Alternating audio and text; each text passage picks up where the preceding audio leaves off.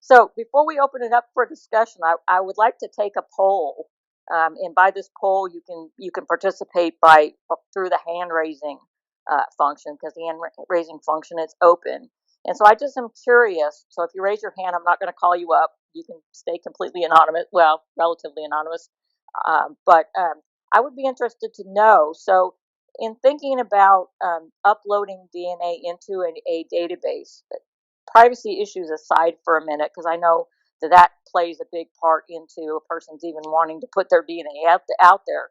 But I'm interested to know how many of you would be willing to add your DNA to a database that would potentially be used to find people who may have committed murders.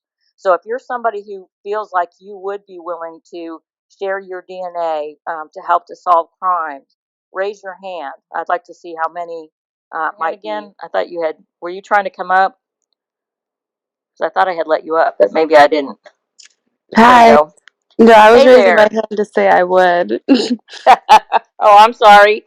No, no, you're fine. I'm shocked that it was only 6, but like I guess it makes sense too, because it's one thing you're like submitting DNA to find out your heritage and stuff, or like where you Right. come from, and then it's another thing if all of a sudden you're related to somebody connected to a crime. So I could see it both sides of why you might not want to know that stuff. Absolutely, because I'm really conflicted about it as well, in terms of that. I'm all for it. As a true crime, uh, having an interest in true crime, the idea that I could hold the key to a crime being solved, on the one hand, to me is just very exciting. I would like to. We always want to help when we're trying to solve cases, but then at the same time, I keep thinking about what would it be like to know that someone in my family has committed murder such as the kind we're talking about here. What would that be like in once that's made known? Because it's interesting, going back to Chelsea's case, when Cece initially did the family tree, there was actually two relatives that were identified. One was Chelsea, and one was another person. And the other person did not want to participate and be involved in trying to track this person down, or whatever the involvement was going to be. So the thought that what not only to identify that person, but then to think about, okay, well, what if word gets out that, hey, I'm related to this person? What would that be like? And for me, that's the part that I'm not quite sure kind of how I feel about that. So Danielle, what's your take on it? What would you be willing to do I'm that, or I'm also I'm one who has been on the fence about that. I think in another room I had kind of mentioned that if I could go back and not do that whole ancestry DNA, I probably wouldn't, because I don't know what they're doing, what they're going to do with it in the future. But right? I'm kind of and that's just for privacy reasons. But I don't know how if I was to catch a criminal, I don't care if it is in my family, I would be okay with it. But it's Hmm. the kind of the other stuff that you Right, the don't know what privacy they're and doing. Yeah, right, right. exactly. And that's certainly, there has been questions about that, because GEDmatch is, and that's the database. So they're not getting into Ancestry to do this. This is part of GEDmatch, which is an open sort of a database that people can upload their raw DNA data. So when you go through and do the testing through Ancestry, you get a copy of the genetic information that they took from that sample, and you can actually download it and keep it yourself. You don't even have to keep it on Ancestry. You can download it and keep that. And so if you have that, then you can upload that into GEDmatch, and that's the database that's used for this kind of work. So it's not just going into Ancestry or 23andMe or anything like that. So in that case, that there has been some issues that have been brought up around that, because law enforcement has got into that database, and obviously they've used that information to try to solve crimes. So initially, I don't believe that was something that everybody was made aware of that was going on, that they were doing. Now, I haven't uploaded anything into GEDmatch, so I don't know if there's something that you sign or that it tells you, what this information could be used for. So I'm not really sure about the kind of informed consent about any of that. But I do know that that is the site. So you need to be aware of that. That if you are wanting to add your information to that site, that there's a potential that that could be the result of that information being put into the database. So Yara, I hope I'm saying your name correctly. It's close. It's Yaira. Greetings, Yaira, everybody. greetings, welcome. I came up not because I agreed to do that, but I'm a genetic genealogist, and Awesome, I am. I have 4 generations tested, and we are on GEDmatch. So I okay, wanted to answer some of those questions that great, since maybe most of you, or maybe if not all, have not uploaded to GEDmatch. Maybe some of you have done Ancestry or 23andMe or right. Family Tree DNA. So there has, as far as I know, there's been a new ownership to GEDmatch. Before it used to be, they were more. It was a group, and they were like, guys that were a whiz at this, but I think they were just more like doing it just for like, okay, we'll do it. We'll offer some free stuff, and if people want more tools, then they can pay us a donation per month, Right, if you will. So more like volunteers ish type thing, and then it took off, and then they sold it.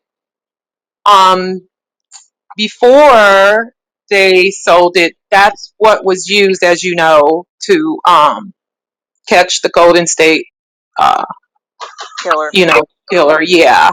But now that they've sold it, they do have an option on there to keep the detectives and police um out of your kit. DNA. Like, it's Right, off limits. I'm not sure how. I'm not sure how they're controlling that, or how they're getting in on the database. So, for instance, if someone's related to me, if they told them, okay, you can get in, but I have everything off, I'm not sure really how that works. So, that's something I need to investigate. Um, right, but yeah, I decided to turn it off. Not that I don't want criminals caught, but I mean, they've been wrong about things in the past. right, I mean, look at the Grim Reaper. Like, when they got his son, they were like, it's either your father or an uncle. So they didn't even pinpoint it. I think they right. could, but it's always some weird, scary thought that something could go awry. That's where I'm at with it.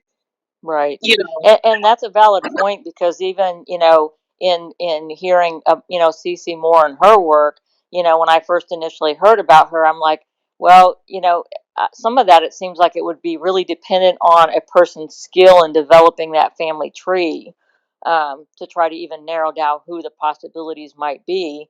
And it sounds like she's exceptionally skilled at it. But what if somebody's not as skilled? Would they still, come to that same conclusion? So I think that that's a very valid point. yes, like, what if the actual person that they want is not alive, but they're so wanting to get somebody, they'll settle for the person that's closest. I don't know. I just come up with all these scenarios that could happen. Just because I Yeah, it know things is. have happened, and they do still, and so I just leery of Right. that part. And Now, one of the things. Oh, go ahead. I'll just say this. As far as doing the DNA, I know they can get your DNA. If you've been in the hospital, you were born in the hospital, you've been to a dentist, you've had lab results, you even drank out of a cup at a restaurant, you can forget it. If you have family that was in the service, you've been in the service, forget it. They got it. Right. So that's a wrap right there. But Yeah. go ahead. Well, I was just going to mention that another thing that Cece mentioned on the program that I watched was also, if you are of Northern European heritage, then it's pretty much a given that if they use the DNA, they're going to probably be able to track somebody down, because that's primarily who is in that database. And so, it's not an especially representative database, which, in some ways is probably, some ways good. But once, more people might add to that, then with all of some of the other issues that you've talked about with regard to, um, things being wrong and all that kind of stuff. And we know that, with certain populations that, it's very difficult to really get accurate, DNA information, how that could all really go awry. So that was also something else that she mentioned, about when she was talking about sort of the, what is in that database, what, types of, persons and from what areas are actually a part of that database. She said that the Northern European, that was the majority. Is that what Yeah, she's saying? yeah, Wow. Interesting. Yeah, I could see that because yeah. For some reason, we're very interested in our yeah, genealogy. yeah. I could see that. I just thought about that. I could see that because I found out we have a sixth great grandmother who was born in Ethiopia, Uh-huh. Oromo, and like no one, no one over there is testing. Right. I'm like, hello, no, they're not. So Yeah. yeah, yeah, Absolutely. So yeah, that was the reason why I wanted to kind of talk about this case, because I think it is such a messy issue, and at some, everybody's sort of jumping on that bandwagon, as far as, and just even as a side note too, in terms of my having done the test and then being involved in counseling and all that kind of stuff.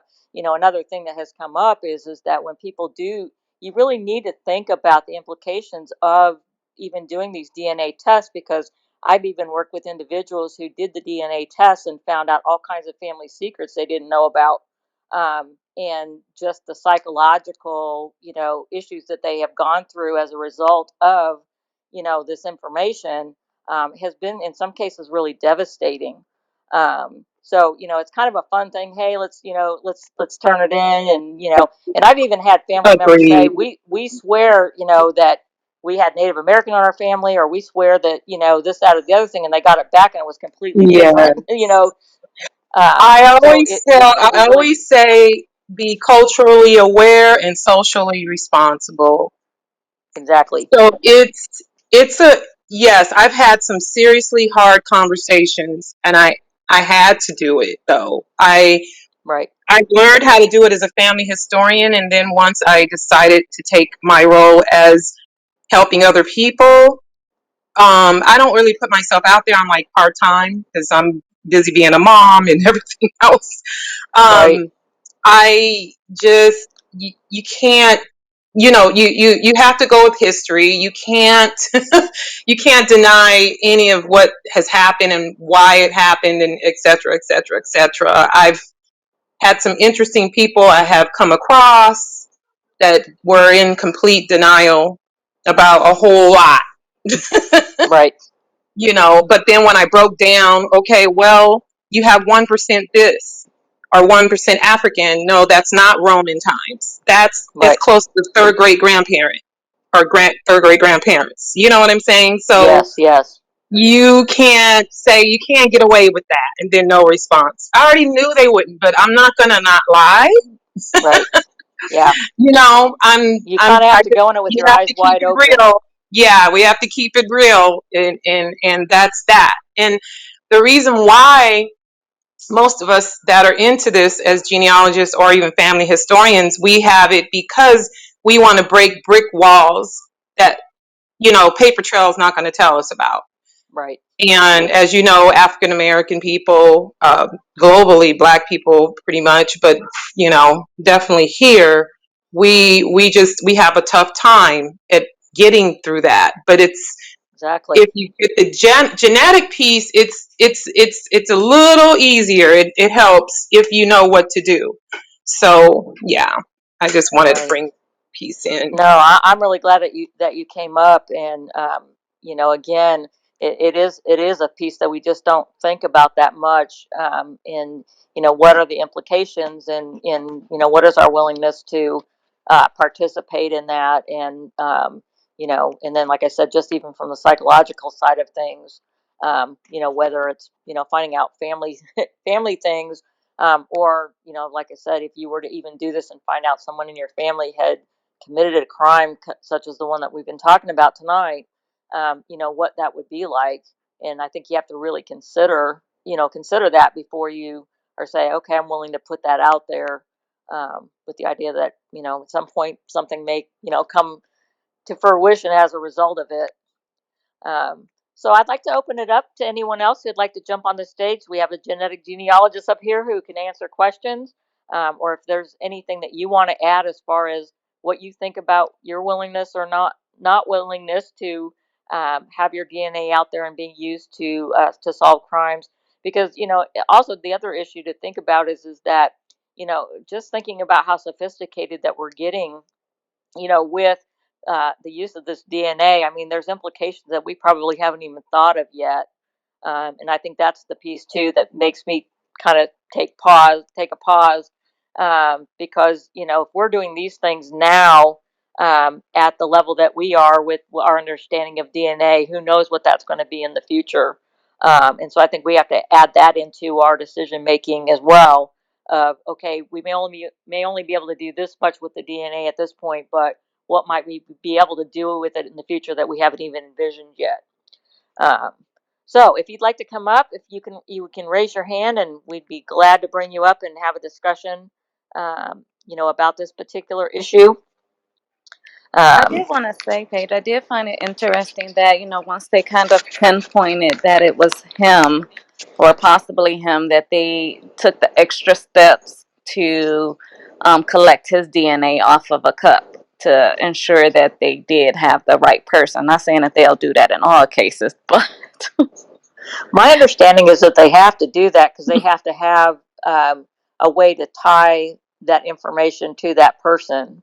So the genetic genealogy helps to narrow it down, and then when they have that person identified, then they still have to go out, because sometimes it's not just one person. I know in another case, there was also an old case that they had a trial on. I think it was last year. It was back in 1979. I think it was in Minnesota, maybe. And this girl had gone to a mall and she ended up getting murdered. And they used the genetic genealogy stuff on her particular case. And initially, it was down to two brothers. They didn't know which one it was, and so they actually had to go and tail both of them and try to get an evidence of their DNA for comparison. Um, so that's my understanding, unless I'm wrong. But everything that I've heard, they've always had to go out and get. That's why they have said, like, for example, if you put your trash on the curb, it's kind of public stuff, and so law enforcement can go in and get stuff out of that. They can tail you, and if you throw something out, then that's fair game. Um, so, and feel free to correct me if I'm wrong on that, but that was just my understanding from what I have seen so far. The bodies were dumped so far away from one another, so I don't know if Jay was killed first, and then he had Tanya in the van for a long time before he ended up killing her and leaving her where she was left at, or how that all happened.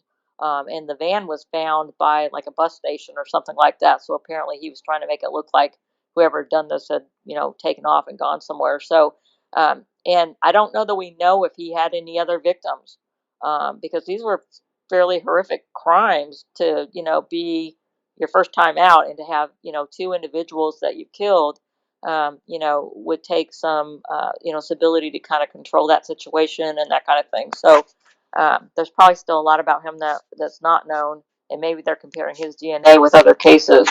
Um, so, yeah, very interesting.